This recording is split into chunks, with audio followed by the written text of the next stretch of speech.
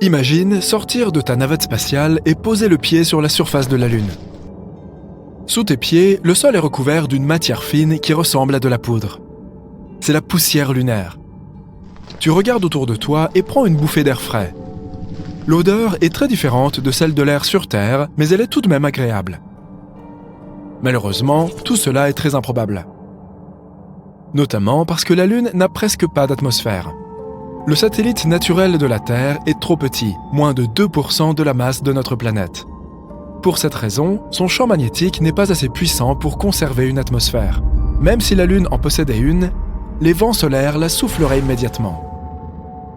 Mais si tu pouvais visiter la Lune il y a 3 ou 4 milliards d'années, ce que tu verrais serait très différent. À cette époque, elle disposait très probablement d'une atmosphère. En ce temps-là, notre satellite était parcouru par de puissantes éruptions volcaniques. Des gaz se répandaient sur toute sa surface. Et ça se passait si vite qu'ils n'avaient pas le temps de se répandre dans l'espace. La surface lunaire était alors couverte de bassins, et ceux-ci étaient remplis de basalte volcanique. Imagine ça, d'énormes panaches de magma s'élançant dans les airs, retombant sur le sol en d'immenses coulées de lave.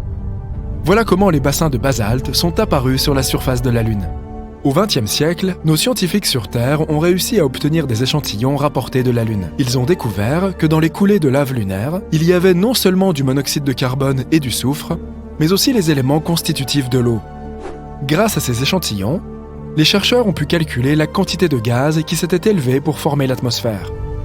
Et ils ont découvert que c'est il y a environ 3,5 milliards d'années qu'elle était la plus dense. Et aussi qu'elle a persisté pendant à peu près 70 millions d'années. Après ça, pouf, l'atmosphère s'est évaporée dans l'espace. Mais le plus cool, c'est que lorsque la Lune possédait une atmosphère, notre satellite était 3 à 10 fois plus proche de notre planète. Une simulation informatique a même indiqué que la Lune était peut-être près de 19 fois plus proche de nous qu'elle ne l'est aujourd'hui.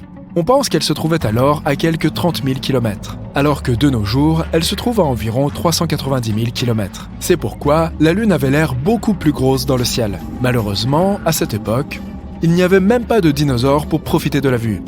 Et moi non plus, je n'étais pas là. En même temps, selon les études les plus récentes, notre Lune aurait bel et bien une atmosphère. Elle est composée principalement d'hydrogène, de néon et d'argon et contient aussi quelques autres gaz rares, comme le potassium ou le sodium. On les trouve, par exemple, dans les atmosphères de Mars, de Vénus ou de la Terre. Malheureusement, une telle atmosphère ne nous convient pas du tout. Nous sommes absolument dépendants de l'oxygène. Mais devine quoi ? Il y a aussi beaucoup d'oxygène sur la Lune. Oui, je sais, tout ça doit te paraître un peu déroutant. Mais le truc, c'est que cet oxygène n'y existe pas sous sa forme gazeuse la plus courante. Non, il se trouve piégé dans la couche de roches et de poussière qui recouvre la surface de la Lune. Cette couche s'appelle le régolithe et il contient près de 45% d'oxygène. Cela veut dire que si l'on était capable d'extraire cet oxygène, nous pourrions vivre sur la Lune ? Pas si vite. L'oxygène contenu dans ces roches est très étroitement lié aux minéraux. Et pour séparer ces éléments, il nous faudrait des tonnes d'énergie et un équipement adapté. Mais si l'on parvenait à amorcer ce processus, la Lune pourrait fournir beaucoup d'oxygène. Il existe une théorie selon laquelle la Lune se serait formée lors d'une collision entre la Terre et un autre planétoïde. Ce planétoïde devait être plus petit, de la taille de Mars. Cela s'est probablement produit il y a environ 4,5 milliards d'années. Selon une autre théorie, la Lune était autrefois un astéroïde ou un autre corps vagabond du même genre. Elle se serait formée ailleurs, quelque part dans le système solaire. Et lorsqu'elle est enfin passée près de la Terre, elle a été immédiatement happée par la gravité de notre planète. D'autres experts pensent qu'à un moment donné du passé, la Terre tournait si vite qu'une partie de sa matière s'est détachée. Et ce morceau s'est rapidement mis à tourner autour de notre planète. C'est ainsi que la Lune est apparue dans le ciel. D'après la théorie la moins passionnante, le satellite naturel de la Terre serait simplement apparu en même temps que notre planète au moment de sa formation. Actuellement, la Lune est le 5e plus grand satellite naturel de notre système solaire. C'est aussi l'un des plus denses, juste derrière le satellite de Jupiter, Io. Il est fort probable que la Lune ait un noyau minuscule, pas plus grand que 2% de sa masse totale. Large d'environ 676 km, il est principalement composé de fer et de soufre. La surface de la Lune est sombre, même s'il s'agit de l'objet le plus brillant de notre ciel nocturne. En réalité, sa réflectance est à peine plus élevée que celle de l'asphalte. Tu as peut-être entendu dire que la Lune, ainsi que le Soleil, provoquent des marées dans les océans et les mers sur Terre. En effet, l'attraction gravitationnelle de notre satellite crée ce qu'on appelle la force de marée. Elle fait s'enfler les mers aux endroits qui se trouvent, à tel ou tel moment, les plus proches de la Lune. Ces renflements sont ce que nous appelons les grandes marées. Mais ce que peu de gens savent, c'est que la Lune fait aussi monter et descendre les roches, comme elle le fait avec l'eau. Bien sûr, cet effet n'est pas aussi visible que le sont les marées océaniques. Mais il est tout de même perceptible. La surface solide de la Terre se déplace d'environ 2,5 cm lors de chaque marée. Non seulement la Lune provoque des marées sur notre planète, mais elle ralentit aussi sa rotation. Ce phénomène est connu sous le nom de freinage par effet de marée. Il augmente la durée d'un jour sur Terre d'un peu plus de 2 millisecondes tous les 100 ans. La Lune s'éloigne aussi de la Terre à la même vitesse que celle à laquelle poussent tes ongles. Cela représente environ 4 cm par an. Tu devrais vraiment les couper. Si un jour elle s'éloigne dans l'espace, notre planète connaîtra des temps difficiles. Sans l'attraction stabilisatrice de la gravité lunaire, l'inclinaison de la Terre commencerait à changer de façon spectaculaire. De l'absence totale d'inclinaison, ce qui signifie qu'il n'y aurait pas de saison, à une forte inclinaison, ce qui entraînerait des conditions météorologiques spectaculaires. Comme la Lune n'a pas d'atmosphère, rien ne la protège des températures extrêmes. Il fait incroyablement froid du côté nuit, moins 234 degrés Celsius. Et pendant ce temps, le côté ensoleillé est littéralement en ébullition, avec une température de 121 degrés Celsius. Une autre chose dont la Lune ne peut pas se protéger sans atmosphère, ce sont les météorites.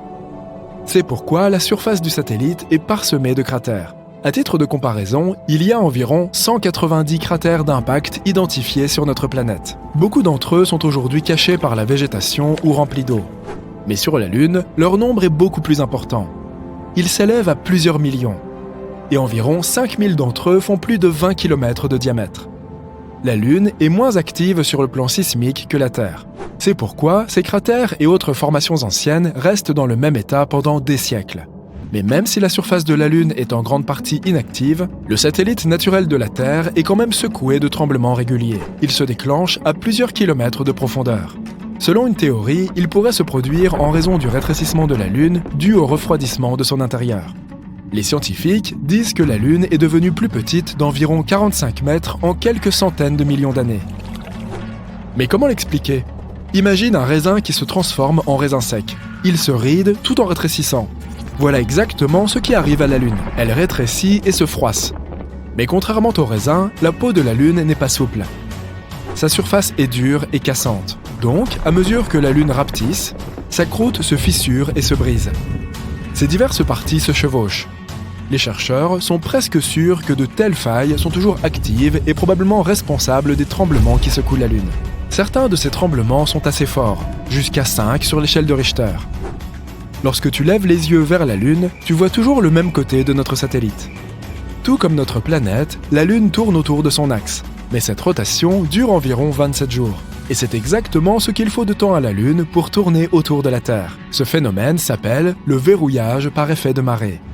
Avant qu'on ne commence à explorer l'espace, personne n'avait jamais vu l'autre face de la Lune. On ne savait pas à quoi ressemblait cette face cachée. Alors que la face visible de la Lune est principalement constituée de grandes plaines émaillées de bassins d'impact, sa face cachée est aussi accidentée que cratérisée. La croûte y est plus épaisse, avec moins de traces d'activité volcanique. Au fait, la Lune n'est pas parfaitement ronde ou sphérique. Elle a la forme d'un œuf.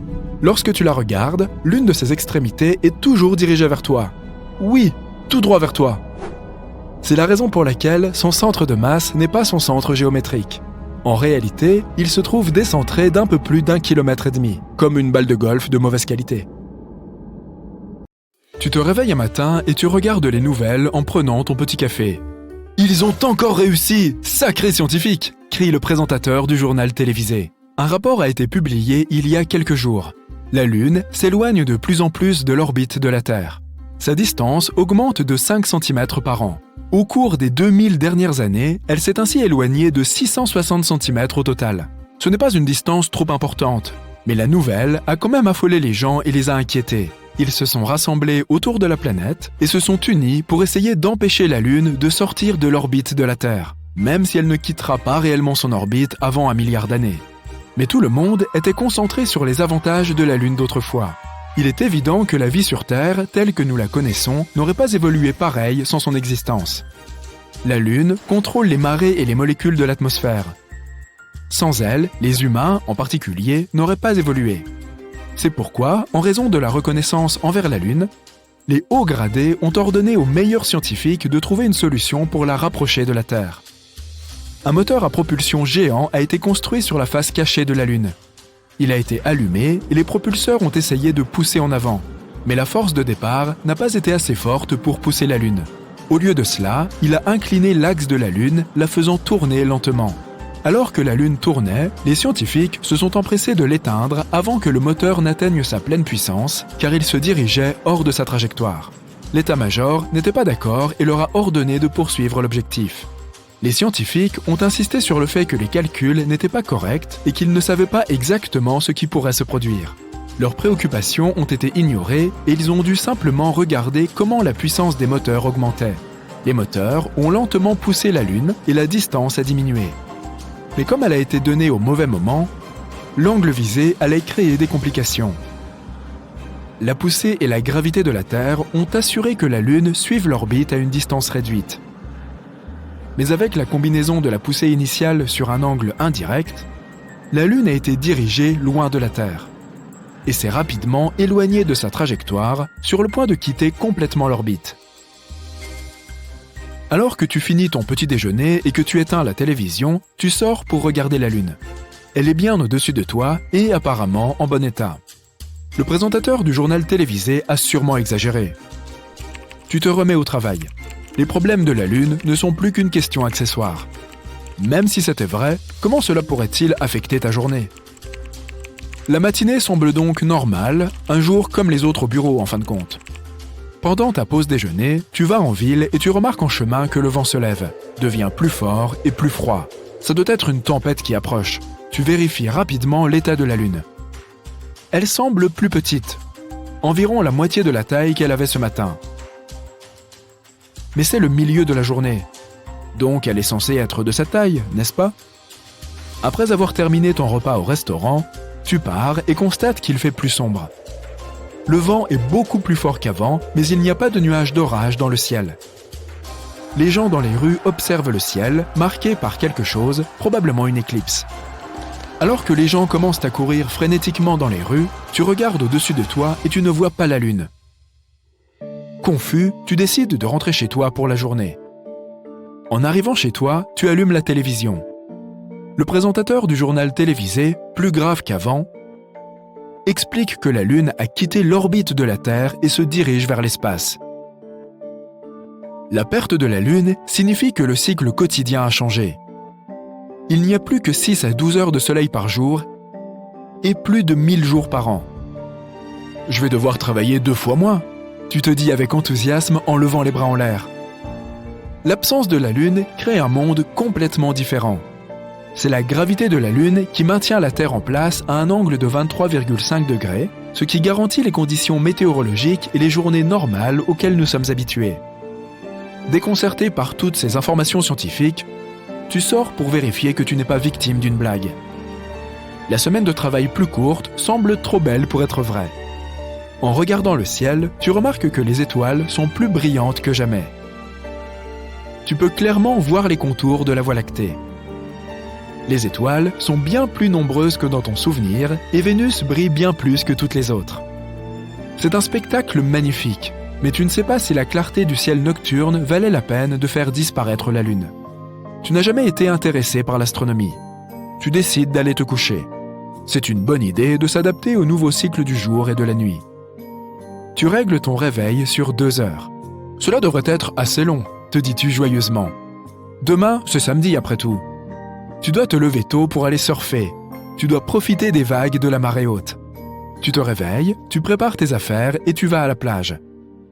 Les nouvelles à la radio expliquent comment la Terre est maintenant plus vulnérable aux astéroïdes sans la Lune.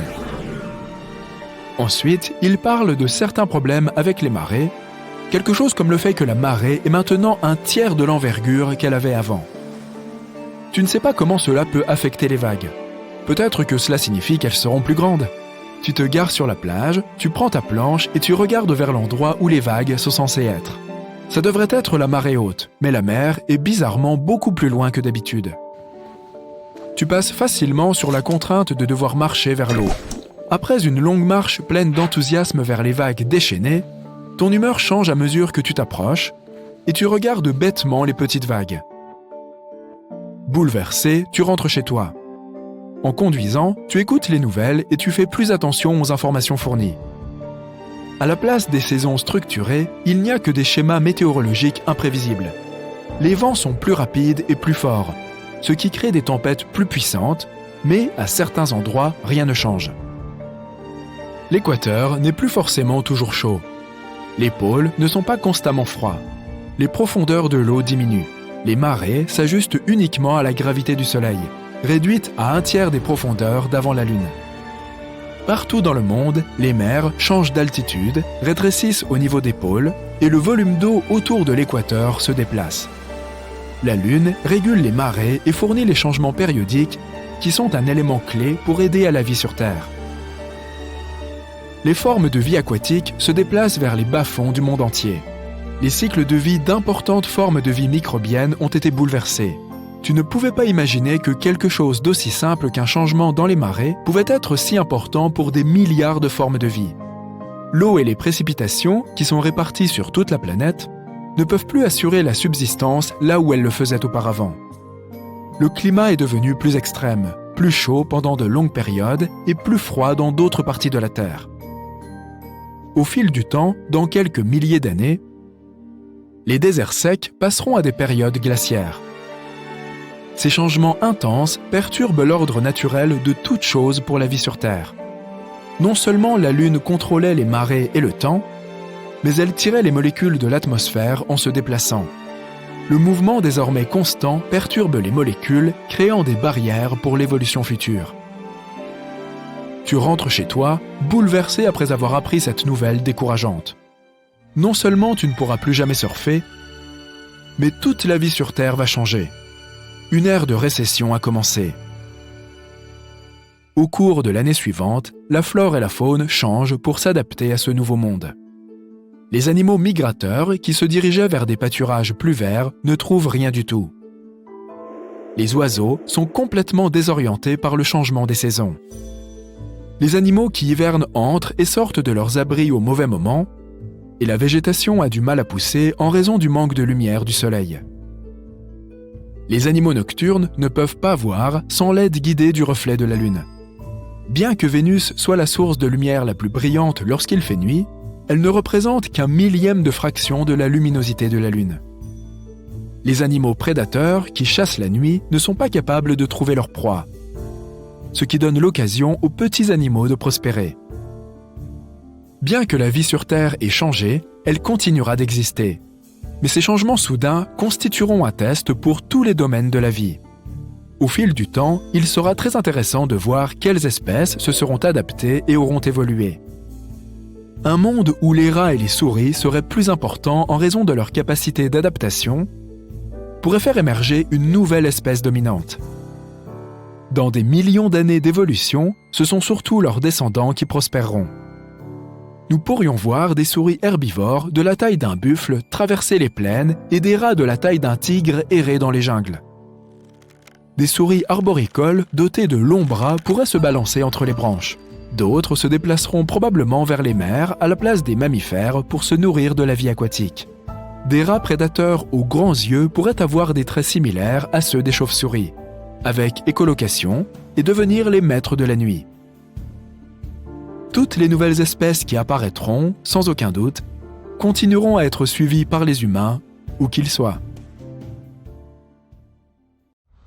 Hé, réveille-toi! Vite, écoute ça! C'est un signal FM de 5 secondes provenant des lunes de Jupiter. Tu cherches à tâtons ton téléphone et tu informes tes collègues. Ils s'affolent de la nouvelle et se précipitent au laboratoire. Tu es un scientifique qui travaille avec la sonde Juno, chargé d'explorer Jupiter depuis des années. Mais c'est la première fois que tu es témoin de quelque chose d'aussi inhabituel.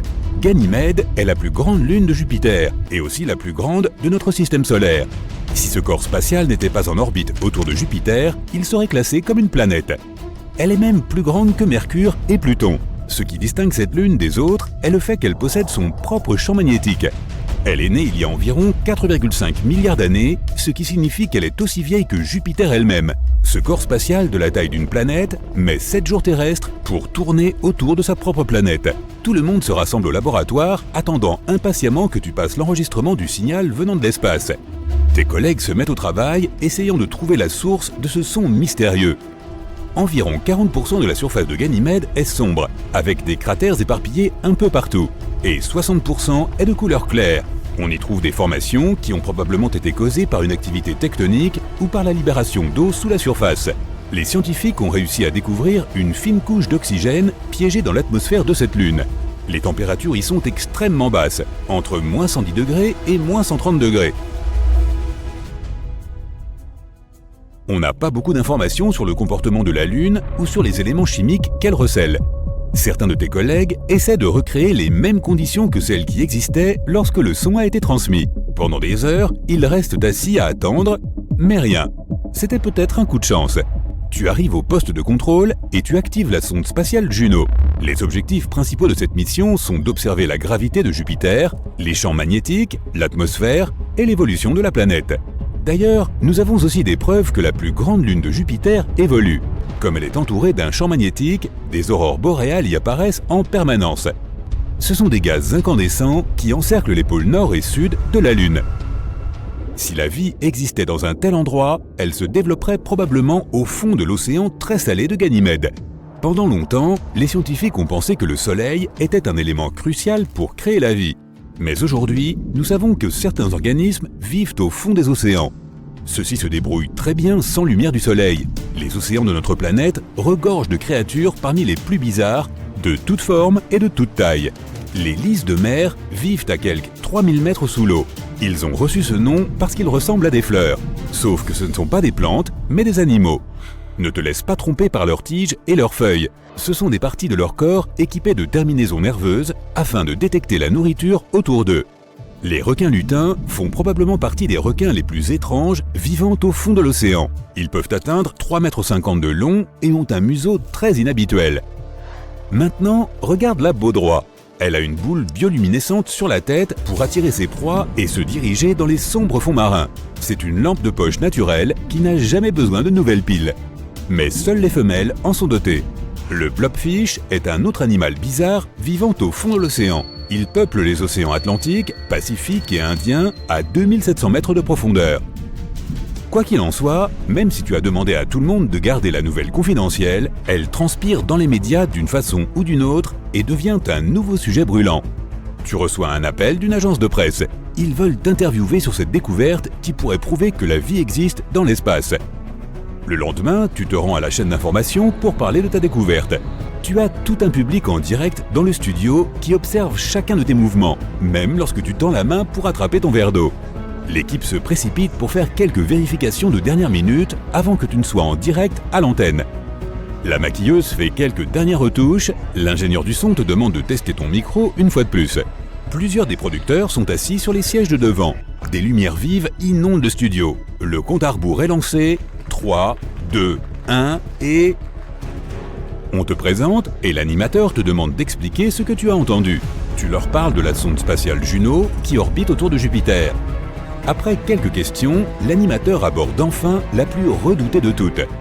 Le son mystérieux pourrait-il provenir d'une autre civilisation? Tout le monde retient son souffle, attendant que tu répondes. Tu te figes, ne sachant pas quoi dire. Même si la pression au fond de l'océan est 1000 fois plus forte qu'à sa surface, la vie parvient à s'y développer. Les algues, qui sont considérées comme un mets délicat dans le monde océanique, ne sont pas comprises dans le menu pour les créatures des profondeurs en raison du manque de lumière solaire. Beaucoup de ces habitants des fonds marins doivent se contenter des restes qui descendent des couches supérieures de l'océan. Les températures glaciales et la pression intense ont modifié les cellules de ces créatures. Elles sont devenues plus résistantes que celles du poisson standard. Les bactéries ont développé leurs propres moyens de survie. Des études montrent qu'elles se nourrissent de certains gaz et produits chimiques comme le soufre et le dioxyde de carbone. Du méthane et de l'hydrogène sont libérés lorsque les plaques tectoniques se déplacent les unes contre les autres. Et certaines de ces bactéries se nourrissent aussi de ces gaz. Les tardigrades, également connus sous le nom d'oursons d'eau, sont des créatures microscopiques qui peuvent vivre et prospérer dans des conditions extrêmes. On peut en trouver dans les volcans, les glaciers et même dans le vide de l'espace. Ce qui signifie que certaines formes de vie pourraient bien exister sur Ganymède. Tu expliques cela à ton public. Puis, tu mentionnes que tu n'as pas assez d'informations pour déterminer si c'est une autre civilisation ou un phénomène naturel qui a produit ce son.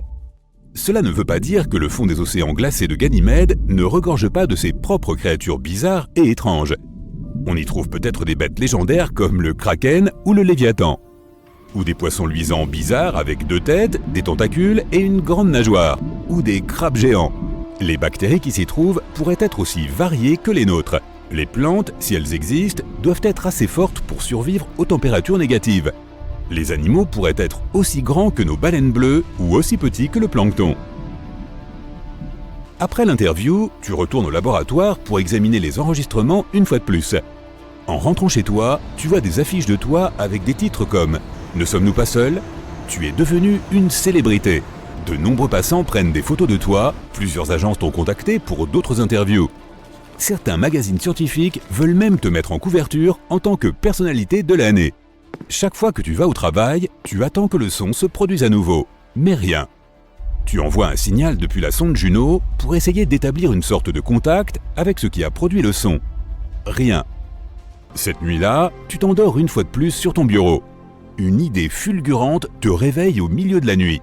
Il y a peut-être quelque chose qui t'a échappé. Tu refais tes calculs et tu réalises que la réponse était sous tes yeux depuis le début. Ce n'est pas une autre civilisation qui a produit ce son, mais des électrons. Chaque planète produit son propre son. Il est créé lorsque les particules chargées du vent solaire et de la magnétosphère de la planète interagissent les unes avec les autres. C'est ce qui s'est passé sur Ganymède. Les électrons de son champ magnétique, où la sonde spatiale a capté le signal, agissaient de façon plus étrange que d'habitude. Et cela a amplifié certaines fréquences irrégulières. Tu es très embarrassé et tu passes le reste de la nuit à passer des appels et à annoncer la nouvelle à ton équipe. L'agence qui t'a interviewé publie une déclaration. Ils t'expliquent qu'en réalité, aucune civilisation extraterrestre n'est en train d'essayer de nous contacter. Tu t'assieds à ton bureau en attendant que le prochain événement important se produise. Europa est une autre des lunes de Jupiter qui pourrait abriter la vie. Elle est composée d'un noyau de fer, d'un manteau et d'un océan salé qui fait 2 fois le volume de tous les océans de la Terre. Et tout comme Ganymède, l'océan se trouve sous une couche d'eau glacée. Les scientifiques affirment qu'il pourrait même y avoir des volcans actifs et que des bactéries résistantes pourraient y vivre. Avec suffisamment d'eau, certains composés chimiques et une source d'énergie, Europa pourrait abriter la vie. Mais il est peu probable que nous y trouvions autre chose que de minuscules microbes. Une étude récente affirme que la Lune a une queue. Et chaque mois, elle s'enroule autour de notre planète comme un foulard. Une queue fine composée de millions d'atomes de sodium qui suivent le satellite naturel de la Terre. Et notre planète la traverse régulièrement. Les collisions avec les météorites expulsent ces atomes de sodium de la surface de la Lune et les envoient dans l'espace. Durant plusieurs jours par mois, la Lune reste entre le Soleil et notre planète. C'est à ce moment que la gravité de la Terre récupère cette queue de sodium. Notre planète l'entraîne dans une longue bande qui s'enroule autour de son atmosphère. Cette queue de Lune est totalement inoffensive. Elle est aussi invisible à l'œil humain, 50 fois plus faible que ce que tu peux percevoir. Mais pendant ces quelques jours, les plus puissants télescopes peuvent repérer sa faible lueur jaunâtre dans le ciel. La queue ressemble à une tache brillante dont le diamètre est 5 fois supérieur à celui de la pleine Lune. Les mathématiciens affirment que les trous blancs pourraient exister. Malheureusement, les scientifiques n'en ont pas encore trouvé. Même si tu voyais un trou blanc, tu ne serais pas capable de rentrer dedans de l'extérieur. Mais tu verrais la lumière et la matière en sortir. Betelgeuse, une géante rouge située dans la constellation d'Orion, a commencé à diminuer d'intensité en 2019. Cela a déconcerté les astronomes. À ce moment-là, l'étoile avait déjà grossi dans des proportions gigantesques. Si elle devait remplacer notre Soleil, sa surface extérieure s'étendrait bien au-delà de l'orbite de Jupiter. Et puis Betelgeuse est donc devenue plus sombre à l'automne 2019. Ce processus s'est poursuivi jusqu'en février 2020. Les changements pouvaient déjà être observés à l'œil nu. Rien d'étonnant à ce que la luminosité de l'étoile ait diminué de 2/3. À cette époque, les astronomes étaient persuadés que Betelgeuse était sur le point d'exploser en supernova. Ils ont continué à observer l'étoile, mais contre toute attente, elle a retrouvé sa luminosité habituelle en avril. Grâce au télescope spatial Hubble, les scientifiques ont compris que l'étoile avait en fait éjecté une partie de sa matière, et cela a partiellement bloqué sa lumière. Notre Voie lactée et la galaxie d'Andromède, notre plus proche voisine, vont se rencontrer. Mais cela se produira dans environ 4 milliards d'années. Quand elles rentreront en collision, une énorme galaxie elliptique verra le jour. Il pourrait y avoir plus d'eau sur la Lune que les scientifiques ne le pensaient jusqu'à présent. Et pas seulement sur sa face cachée, mais aussi sur sa face ensoleillée. Cette eau pourrait s'avérer utile lors des prochaines missions déjà prévues. Les exoplanètes Barbe à Papa sont des planètes spéciales situées en dehors de notre système solaire. Également appelées planètes super-enflées, elles ont la plus faible densité jamais découverte. Cela leur donne un aspect aérien et moelleux. Mais même si elles ressemblent à la friandise la plus populaire des parcs d'attractions, ces planètes sont énormes. La mission Juno a remarqué quelque chose d'étrange dans la haute atmosphère de Jupiter. Ce phénomène insolite ressemble à des lutins et des elfes bleus virevoltant au-dessus de la planète. Il s'agit de 2 types de flashs lumineux qui apparaissent pendant de courtes périodes de temps, de simples millisecondes. Ils s'étendent de haut en bas vers la surface de la planète. Sur Terre, ces éclairs se produisent généralement à une hauteur de 96 km au-dessus des gros orages. Dans l'univers, on trouve non seulement des planètes naines, mais aussi des galaxies naines. Elles comptent de 1000 à quelques milliards d'étoiles. À titre de comparaison, la galaxie de la Voie lactée est composée de 250 à 400 milliards d'étoiles. Une tempête de la taille de notre planète fait actuellement rage sur Saturne. On l'appelle la Grande Tache Blanche. Cette tempête a une queue de nuages blancs et elle fait le tour de la planète entière. La tempête se produit environ tous les 30 ans, lorsque l'hémisphère nord de Saturne s'incline vers le Soleil. Au début, la tempête est une simple tache. Et puis, elle commence à s'étendre en taille. C'est parce que la Grande Tache Blanche est un énorme système d'orage. Mais le mystère principal qui intrigue les astronomes est de savoir d'où la tempête tire son énergie. Certains scientifiques pensent qu'elle pourrait être alimentée par le Soleil. D'autres ne sont pas d'accord. Ils affirment que la configuration des nuages de la tempête ne peut que s'expliquer s'il y a une source de chaleur interne capable d'alimenter les vents. Les objets libres de masse planétaire ne tournent pas autour de leur étoile. Peut-être parce qu'ils n'en ont pas. Ces corps spatiaux qui flottent librement voyagent dans l'univers et peuvent se retrouver littéralement n'importe où. Ils sont aussi très difficiles à repérer. Ces planètes ne produisent pas de lumière. Elles n'émettent pas non plus de chaleur, ce qui signifie qu'elles ne peuvent pas être vues à l'aide de la lumière infrarouge. Mais il n'y a pas si longtemps, les astronomes ont repéré la plus petite planète de ce genre, qui se trouve dans la Voie lactée. Elle est plus petite que la Terre, mais un peu plus grande que Mars. La Lune semble rétrécir. Le satellite naturel de la Terre est aujourd'hui plus petit de 45 mètres qu'il ne l'était il y a des centaines de millions d'années. La raison de ce phénomène pourrait être le refroidissement des entrailles de la Lune. Cela pourrait aussi expliquer les secousses qui agitent la surface du satellite naturel de notre planète. Les astronomes ont récemment découvert que Mars est active sur le plan sismique. Des séismes martiens se produisent régulièrement sur cette planète. Les scientifiques découvrent souvent des choses étranges dans l'espace. Beaucoup d'entre elles ressemblent à des taches floues. Mais il existe un type de tache qui ne ressemble à aucun autre corps spatial connu. Ces mystérieux cercles faits d'ondes radio sont visibles uniquement avec des radiotélescopes. Ce ne sont pas des restes de supernova ou un effet d'optique bizarre. Certains astronomes vont jusqu'à affirmer qu'il pourrait bien s'agir des gorges de trous de verre. Ce sont des tunnels hypothétiques entre les trous noirs. Les sursauts radio rapides sont des sursauts d'ondes radio d'une luminosité aveuglante. Ils contiennent autant d'énergie que ce que produit notre Soleil en quelques jours, mais ne durent que quelques millisecondes. La plupart de ces sursauts radio rapides proviennent de très loin, bien au-delà de la Voie lactée. Mais récemment, les astronomes ont détecté certains d'entre eux provenant de notre galaxie, et leur source était un magnétar situé seulement à 30 000 années-lumière de notre planète. Tout liquide qui flotte dans l'espace se transforme en sphère. Ce phénomène se produit également dans l'orbite terrestre basse. Il n'y a pas si longtemps, les scientifiques ont découvert que l'une des étoiles les plus grosses du secteur avait tout simplement disparu. Il s'agissait d'une étoile située à 75 millions d'années-lumière de la Terre. Normalement, c'est trop loin pour que les astronomes puissent voir clairement une étoile en particulier, sauf si elles sont énormes. Et l'étoile dont nous parlons était gigantesque. Elle brillait 2,5 millions de fois plus fort que le Soleil. Les astronomes ont vu cette étoile pour la dernière fois en 2011. Ils ont décidé de l'examiner de plus près plusieurs années après, mais il était déjà trop tard. L'étoile avait disparu. Des étoiles aussi gigantesques s'éteignent généralement dans une supernova extrêmement brillante, mais les astronomes n'ont rien remarqué de la sorte dans ce cas. Il existe une théorie selon laquelle l'étoile se serait effondrée en un trou noir sans avoir déclenché de supernova au préalable. Cela se produit chez les étoiles en fin de vie, mais très rarement. Dans quelques milliards d'années, l'univers devrait connaître une croissance tellement importante que nous ne pourrons plus voir d'étoiles dans le ciel. Toutes les planètes du système solaire émettent des ondes radio. Elles sont particulièrement fortes si l'on parle de Jupiter. Cette planète possède le plus grand et le plus puissant champ magnétique. Mais les astronomes n'ont pu détecter aucune onde radio provenant d'une planète située en dehors du système solaire. C'est-à-dire jusqu'en 2020. Le signal enregistré par les scientifiques provenait d'une géante gazeuse, Toboitis. Elle se trouve à 51 années-lumière de notre planète. Grâce à ce signal, les astronomes ont réussi à en savoir un peu plus sur le champ magnétique de la planète. Et à l'avenir, cela permettra d'en savoir plus sur ce qui se passe dans l'atmosphère de la planète. La planète naine Haumea est plus éloignée de la Terre que Neptune.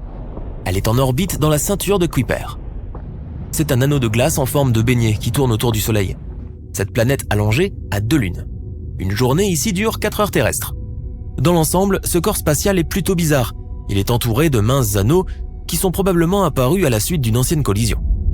Une étoile de la galaxie GSN 069 est susceptible de se transformer en une planète de la taille de Jupiter au cours du prochain trillion d'années. Cela pourrait se produire en raison des rencontres régulières de l'étoile avec un trou noir. D'abord, les astronomes ont noté des éclats inhabituels de rayons X qui étaient étrangement brillants. Ils se produisaient toutes les 9 heures. Après avoir étudié ce phénomène pendant un certain temps, les scientifiques ont réalisé qu'il s'agissait d'une étoile qui se déplaçait sur une orbite unique autour d'un trou noir. Et les flashs éblouissants ? C'était la matière qui était aspirée de la surface de l'étoile par le trou noir.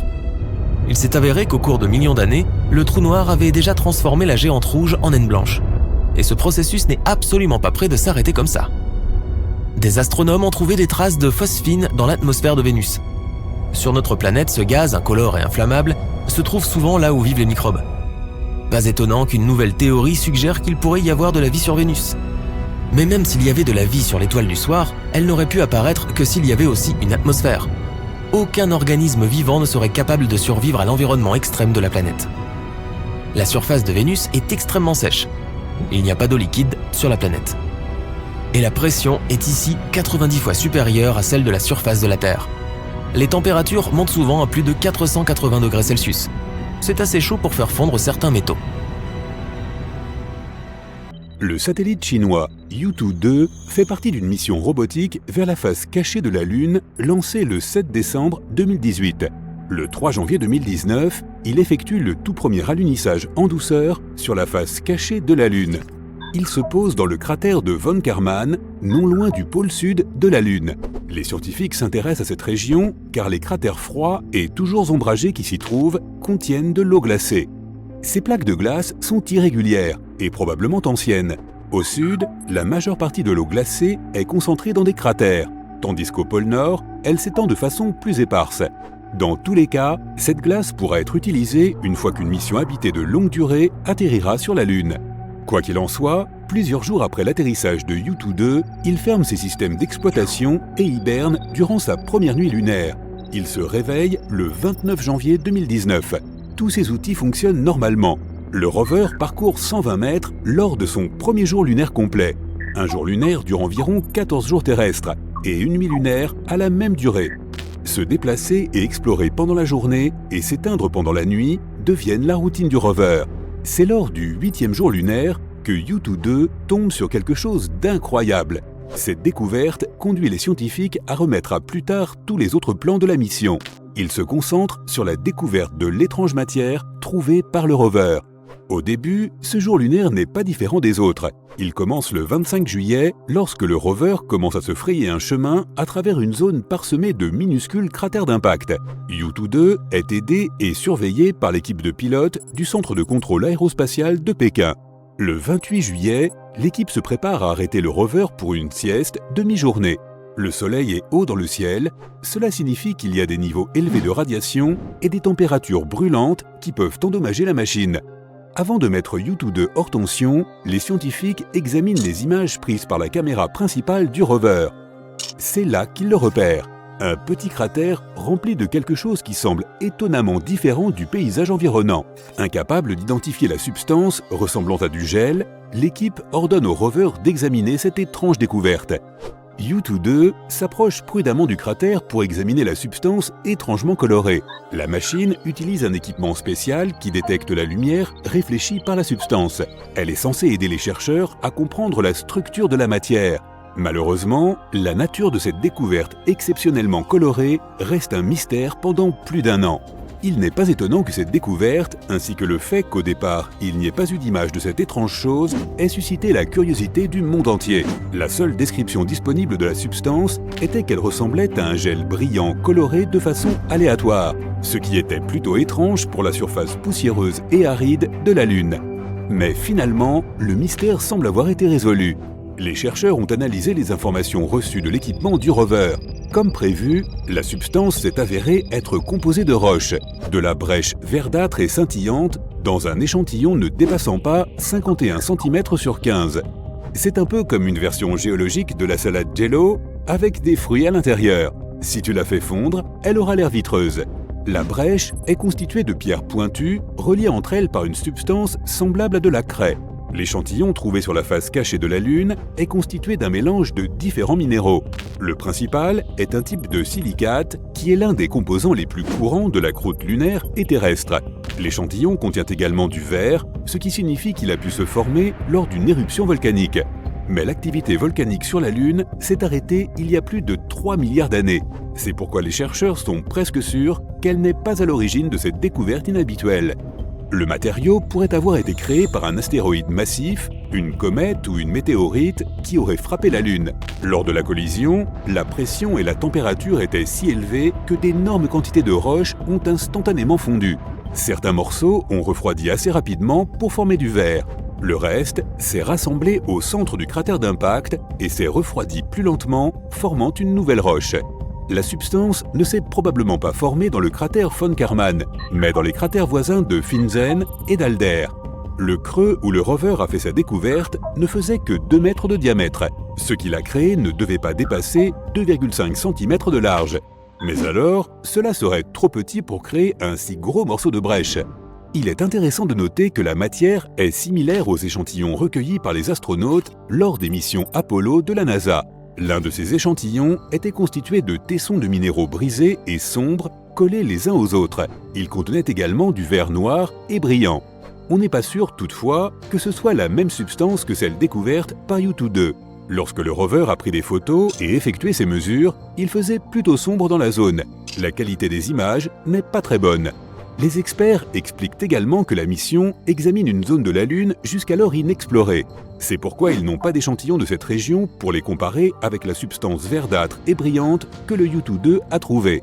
Mais si leur supposition s'avère exacte, alors la face cachée de la Lune pourrait avoir plus de points communs avec celle qui fait face à la Terre qu'on ne le pensait. Mais qu'est-ce que ce côté obscur du satellite naturel de la Terre a de si spécial et pourquoi ne pouvons-nous pas le voir ? Tout cela est dû au phénomène connu sous le nom de rotation synchrone. Le seul satellite naturel de la Terre tourne autour de son axe une fois tous les 27 jours, et il lui faut le même temps pour faire le tour de notre planète. C'est pourquoi on voit toujours la même face. Pour être précis, 59% de la surface de la Lune est visible. Cela signifie que l'on peut apercevoir la face cachée du satellite à certaines périodes de l'année. La face de la Lune que nous ne pouvons pas voir est très différente de celle qui fait face à la Terre. Elle n'a pas de taches sombres visibles la nuit, qui sont des plaines basaltiques lunaires appelées mers lunaires. Elles ont été créées par d'anciennes éruptions volcaniques. Celles-ci se sont produites il y a 3 à 4 milliards d'années. Au lieu de plaines, la face cachée de la Lune abrite d'innombrables cratères et de hautes montagnes. L'une des hypothèses pouvant expliquer une différence aussi frappante entre les deux faces est basée sur la théorie de la collision. Elle affirme qu'il y a des milliards d'années, la Terre est entrée en collision avec une autre planète ou un autre corps céleste massif. Après cela, les débris de cette collision se sont écrasés contre quelque chose qui allait plus tard former notre Lune. C'est pourquoi les paysages du satellite sont si différents d'un côté à l'autre. Une théorie plus récente suggère que la partie de la Lune qui fait face à la Terre est plus chaude en raison de la chaleur rayonnée par notre planète. Pendant la période des éruptions volcaniques, il faisait plus frais sur la partie la plus éloignée. C'est pourquoi les minéraux y sont devenus solides plus rapidement. Ils ont formé une couche protectrice protégeant l'intérieur de la Lune contre les météorites. Mais chaque impact a laissé un impressionnant cratère. Dans le même temps, Une croûte beaucoup plus molle sur la face avant de la Lune crachait de la lave chaque fois qu'un météorite la frappait. Après que cette lave se soit refroidie, elle a recouvert les cratères des impacts. Même si la face la plus lointaine est souvent appelée la face sombre, les deux côtés reçoivent presque la même quantité de lumière solaire. Le côté que nous voyons semble un peu plus lumineux en raison de la lueur provenant de la Terre. Il y a deux raisons pour lesquelles les scientifiques sont intéressés par l'exploration de la face cachée de la Lune. Après avoir quitté notre planète, de nombreuses ondes radio sont bloquées par le satellite naturel de la Terre. Si les astronomes pouvaient construire leurs télescopes radio et optiques sur la face cachée, ils obtiendraient beaucoup plus de données. Il n'y aurait aucun problème d'interférence, quelle qu'en soit la nature. Les télescopes seraient également protégés de l'éblouissement de la lumière du jour provenant de notre planète. Si les télescopes étaient installés dans des cratères, ils seraient également protégés du rayonnement solaire. Les astronomes pourraient ainsi obtenir une vue incroyablement claire des régions lointaines de l'univers. De plus, les scientifiques pensent qu'il y a de grandes quantités d'hélium-3 de l'autre côté de la Lune. La Terre est protégée des vents solaires qui transportent ce gaz par son champ magnétique. Mais notre satellite naturel n'a pas un tel bouclier. C'est pourquoi les experts pensent que la Lune peut être un endroit parfait pour l'extraction de l'hélium-3. Cet élément rare pourrait être utilisé plus tard comme combustible pour les réacteurs à fusion. Lève les yeux, cherche un petit point jaune. Et voilà Titan. C'est la plus grande lune de Saturne et la deuxième plus grande lune de tout notre système solaire. Et c'est peut-être le seul endroit dans notre système solaire où il y a de l'eau liquide, à part la Terre. De plus, elle possède une atmosphère qui sert de bouclier contre le rayonnement solaire et les rayons cosmiques, tout comme la Terre. Si la vie était une maison, Titan aurait déjà beaucoup des briques qui nous sont nécessaires pour la construire. Installe-toi, tu vas là-bas. Il faut beaucoup de temps pour arriver sur Titan, mais tu sais, la magie de YouTube. Le voici, un peu plus grand que notre Lune et beaucoup plus lourd. Elle est même encore plus grande que Mercure. Cela signifie que sa gravité n'est pas trop forte, tu te sentirais 7 fois plus léger ici que sur Terre. Dans ton gymnase local, tu peux soulever 70 kg. Eh bien, sur Titan, tu pourrais soulever 450 kg. Ah, ça a l'air cool! Sa surface est principalement constituée de glace. Elle comporte de petites montagnes, des cratères et quelques cryovolcans. En gros, c'est la même chose qu'un volcan ordinaire, mais au lieu de lave, cette bête crache de l'eau, de la glace, de l'ammoniac et du méthane. Il y a des lacs et des nuages. Cela ressemblerait un peu à un canyon sur Terre. Mais ici, il n'y a qu'une infime différence. Tout est couvert d'un épais brouillard et parfois il grêle du méthane gelé. Sur Terre, nous utilisons le méthane comme combustible, car il brûle. Mais sur Titan, il n'y a pas d'oxygène. On ne peut pas faire de feu sur ce gros morceau de caillou. L'absence d'oxygène signifie que tu dois mettre un masque à oxygène. Mais tu n'as pas besoin de porter une combinaison spatiale complète comme sur notre Lune. Titan a une atmosphère plus forte. Mais tu as pris un sweat à capuche, pas vrai? Car il va bientôt faire très froid, genre moins 300 degrés. Le plus froid qu'il ait jamais fait sur Terre était de moins 128 degrés, et c'était exactement au pôle Sud. Il fait si froid parce que l'on est très loin du Soleil, presque 1,4 milliard de kilomètres.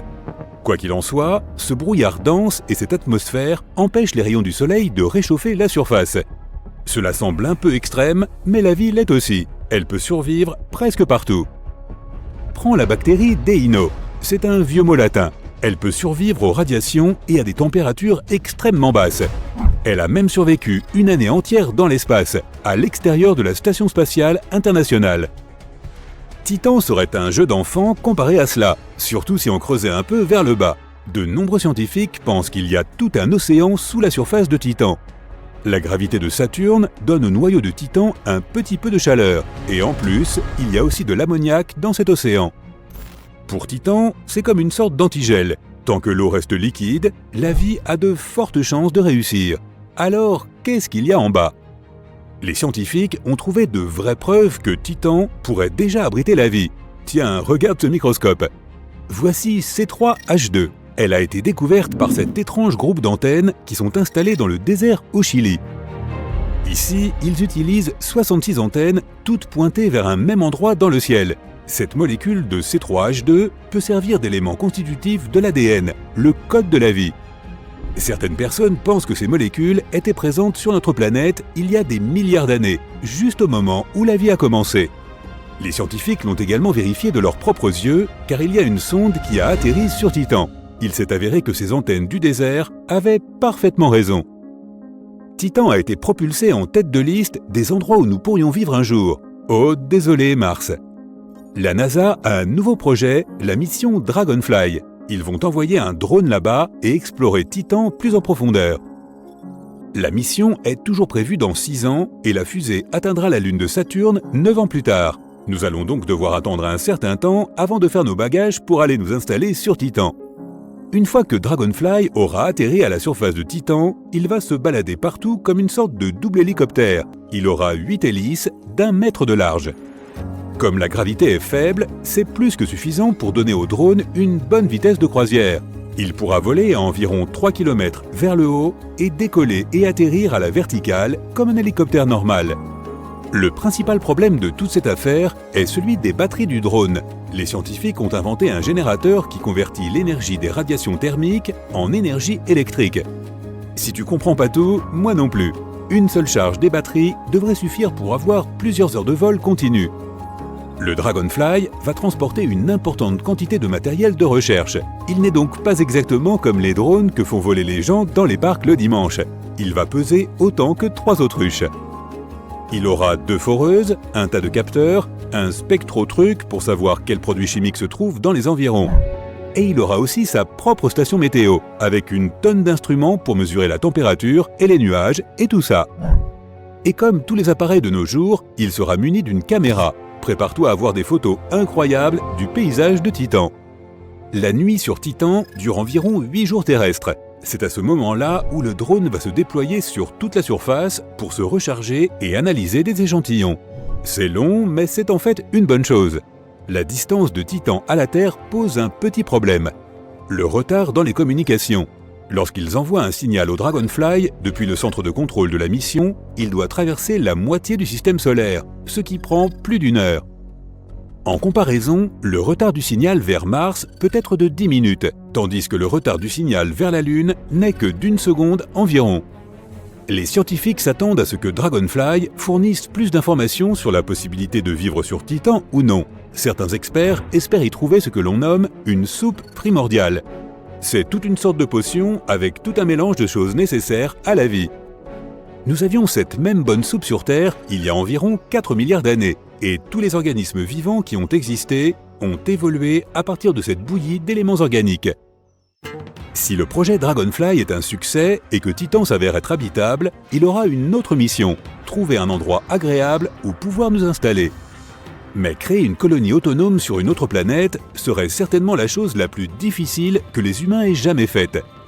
Premier obstacle, la production d'énergie, probablement une sorte de centrale nucléaire. Puis viendrait un abri pour les humains et leurs machines. Ces nouveaux bâtiments sur Titan devront nous protéger du froid extrême et des intempéries. Ensuite, l'eau potable et l'oxygène. Il faudrait inventer un moyen de collecter ou d'organiser les deux. Ensuite, des serres pour la culture des aliments. Il faudrait aussi extraire du carburant pour le transport. Heureusement, Titan est rempli de méthane, ce qui est excellent comme carburant. Un énorme problème, la gravité. Comme elle est tellement faible sur Titan, quiconque y vivrait pourrait perdre beaucoup de masse musculaire, ce qui rendrait le travail difficile et même tout simplement la vie quotidienne. Il y a ces satanés cryovolcans qui lancent des trucs au hasard. Ou alors, il nous faut une idée plus radicale et plus audacieuse. Pourquoi ne pas changer l'atmosphère de Titan pour que nous puissions respirer sans avoir à porter une centaine de chapeaux et de gants? Pour faire cela, il faudrait terraformer la surface de Titan. Pendant longtemps, l'atmosphère de Titan a besoin d'être plus riche en oxygène pour que nous puissions respirer, et ce serait bien s'il faisait un peu plus chaud. La prochaine étape serait de créer une biosphère, c'est-à-dire introduire des plantes. Nous pourrions transformer Titan en une jungle luxuriante avec des plantes rapportées de la Terre. Mais à cause de la pression et de la gravité, elles auraient un aspect complètement différent des plantes que nous connaissons. Elles pourraient toutes devenir super grandes, ou peut-être qu'elles se réduiraient toutes à une taille minuscule. En fait, nous ne savons pas vraiment. Tout d'abord, nous devons nous assurer que la vie est possible sur Titan. Les scientifiques se sont dit récemment qu'il pourrait y avoir aussi de la vie sur Vénus. Elle a en quelque sorte la même taille que la Terre, et les scientifiques l'appellent la sœur jumelle de la Terre. Ils ont découvert un gaz sur Vénus, la phosphine. On suppose qu'il a été fabriqué par des organismes vivants. Il s'avère que non, pas du tout. Enfin, pas vraiment. Il y a un peu de phosphine qui se balade, mais beaucoup moins que ce que nous pensions au début. Bon, ne jugez pas trop vite les amis, la science sur les autres planètes est super dure. On fait toujours des erreurs comme ça.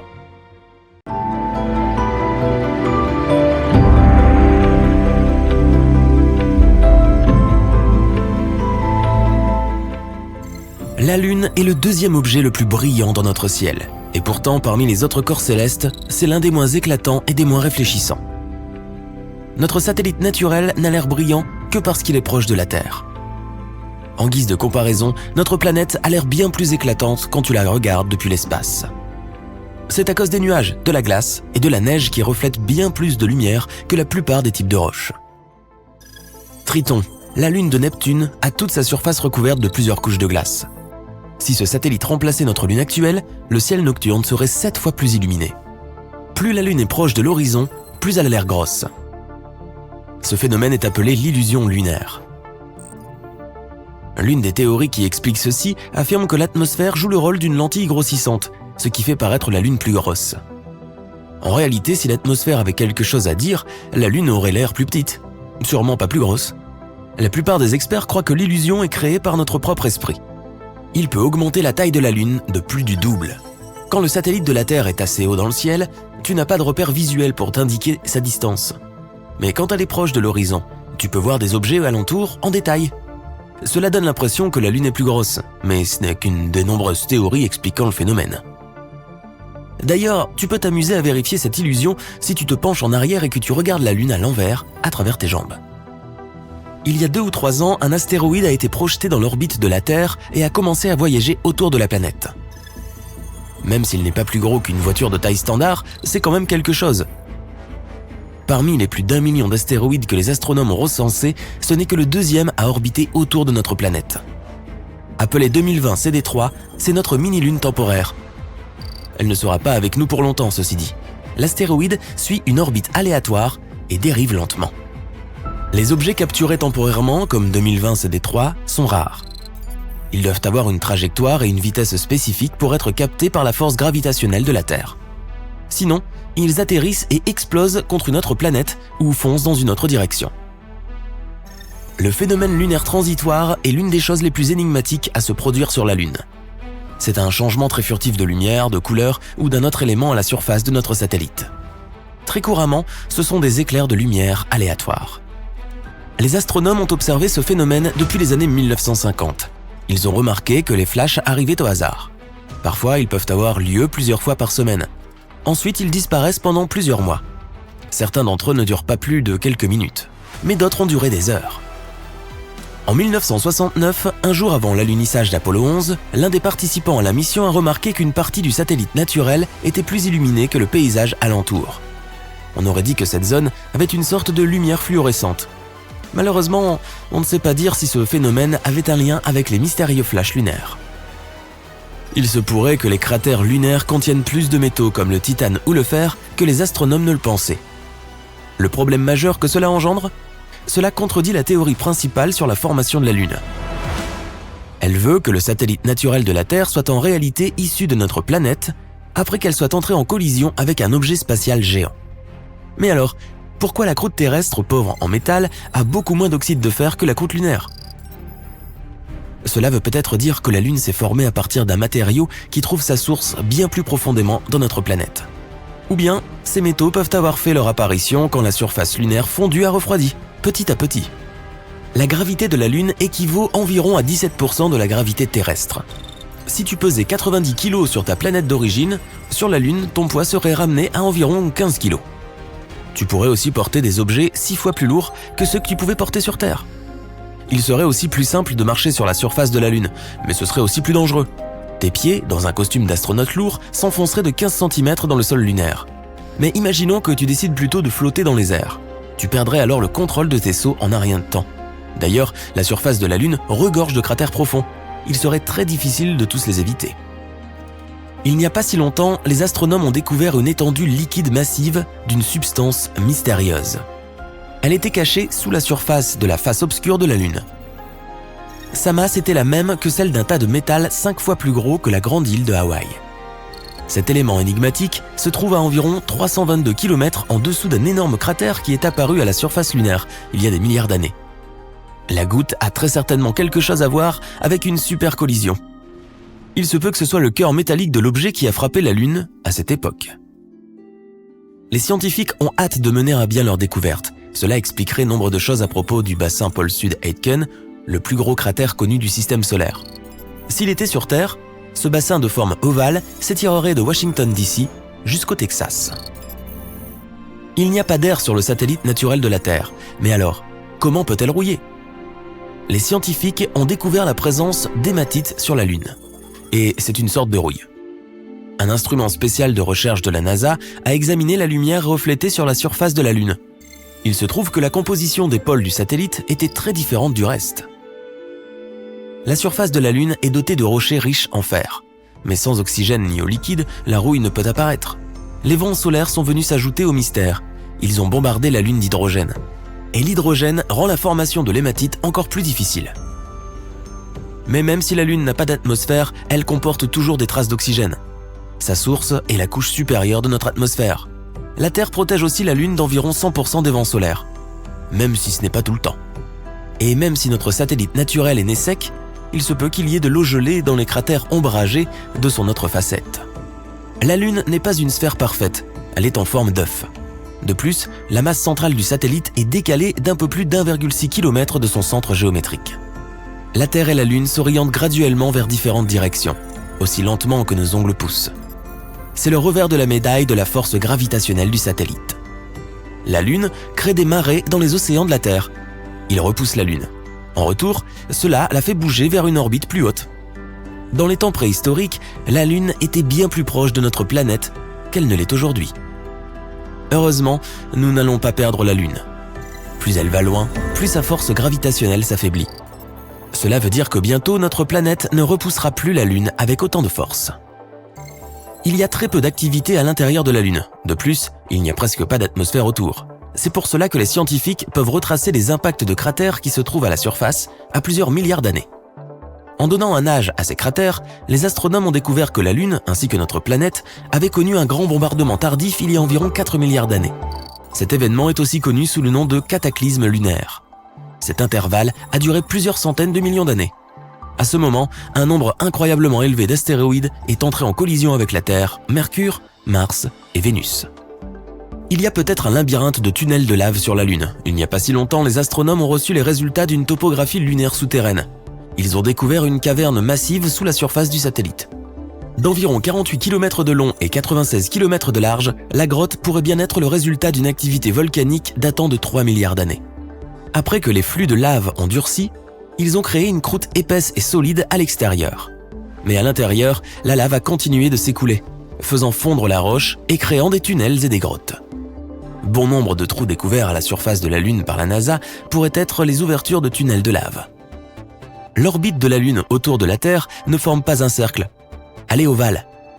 C'est pour cela que la distance entre notre planète et le satellite varie d'une distance de 362 000 km à plus de 402 000 km. Il y a une très légère activité sismique à l'intérieur de la Lune. Pourtant, les mini-tremblements de Lune, causés par la force gravitationnelle de notre planète, se passent parfois à plusieurs kilomètres en dessous de sa surface. Ensuite, de petits craquements et fractures apparaissent sur la croûte et des gaz s'en échappent.